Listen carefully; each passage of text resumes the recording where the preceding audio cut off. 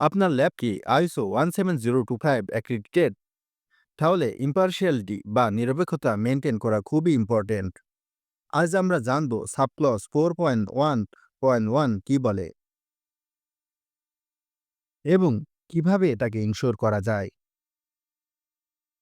এই সাবক্লজ বলছে laboratory activities must be conducted ইম্পার্শিয়ালিটি। ল্যাবের স্ট্রাকচার এবং ম্যানেজমেন্ট এমন হতে হবে যাতে ইম্পার্শিয়ালিটি সেফগার্ড করা যায়। কিন্তু প্রশ্ন হলো কিভাবে আমরা ইম্পার্শিয়ালিটি ইনশোর করব।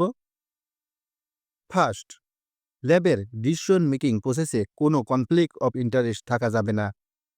সেকেন্ড, ম্যানেজমেন্ট এবং স্টাফ ইন্ডিপেন্ডেন্টভাবে কাজ করার সুযোগ পাবে।